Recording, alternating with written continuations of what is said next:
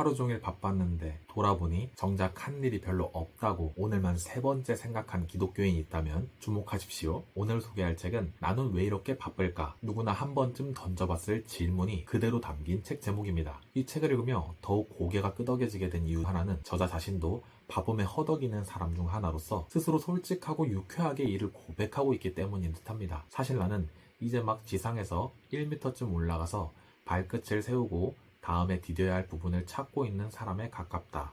이 책의 북리뷰는 제게 인상 깊었던 대목들을 하나씩 나누며 소개해드리는 방식으로 진행해보도록 하겠습니다. 후반부에는 책을 읽고 제가 만들어본 3가지 실전 점검표를 소개해드릴 예정이니 끝까지 영상 확인해주시면 좋겠습니다. 혹시 여러분은 이런 경험 있지 않으셨나요? 바쁘게 살다 보니 어느 순간 불안과 짜증, 분노가 우리 마음을 지배해버렸다고 생각한 순간 말이지요. 이 점에서 바쁨은 기쁨과 감사 같은 감정을 훔치는 감정 도둑으로 보이지요. 나아가서 저자는 이런 현상에 있어 이것이 우리 안에 진짜 문제를 가리키는 신호일 수 있다고 이야기해주고 있었습니다. 그러니까 단지 일정 관리를 못한 것 정도의 문제가 아니라 사람들의 인정을 받고 싶은 내면의 인정 욕구나 내 삶이 무의미하게 느껴지는 걸 피하고 싶은 두려움 또는 공허함을 숨기고자 하는 마음, 이렇게 다양한 방향으로 내면의 문제와 연결된 경우들에 있어서는 그 바쁨의 문제의 본질이 어떻게 짚어질 수 있는지 통찰을 제시해 주는 거지요. 그러고 보니 우리는 이렇게 열심히 산다고 말하는 걸 참 좋아하는 것 같다는 걸 뒤돌아보게 됩니다. 바쁨으로써 나 자신에 대한 안도감을 선사하려 하고 나밖에 이 일을 할 수 없다고 인정 욕구가 드리워 있으면서요. 때론 바쁨 자체에서 묘한 자부심과 동정을 얻기를 즐기는 마음이 있지는 않으셨는지요. 바쁨이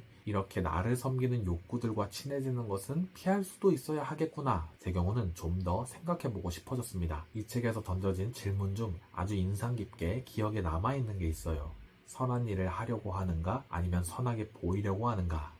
우리가 바쁜 이유가 진정으로 누군가를 사랑하고 섬기려는 마음 때문인지요? 아니면 다른 사람에게 인정받고 호감을 사기 위해서인지요? 이 미묘한 차이가 우리의 마음 그리고 삶에 있어서 끼치는 영향이 막대한 것이겠죠. 이 문장에 대한 적용으로 우리의 삶에서 꽤 많은 결정들 그리고 마음의 태도들이 갈릴 수 있는 것이겠고요. 책 속에서 현실적인 제안으로 제게 잘 와닿은 내용 중 하나는 바로 저자가 피터 드러커의 말을 빌어 소개한 후순위 목록에 관한 것이었습니다. 우선순위와 더불어서 중요한 일들을 잘 해내기 위해서 이른바 당장은 하지 말아야 할 일 목록, 즉 SNS 실시간 확인 금지 같은 것이 될 수도 있겠고요. 적용하려는 선택지에 따라 휴대폰 알림 중 꼭 꺼놔야 할 것을 한 가지 정해본다든지 이런 식의 것들이 우리에게 생각보다 큰 해방감을 줄 수도 있게 될 테니까요. 할 일 목록을 잘 마무리해내기 위해서 그 사이 시간을 허비하지 않도록 잠시 자신을 도와줄 수 있는 것들을 정해볼 수도 있는 것이겠지요. SNS와 관련된 논의에 있어서는 저자의 통찰의 지점들을 곳곳에서 확인해 볼 수 있었는데요. 먼저 파워스의 말을 빌어서 스마트폰에 대해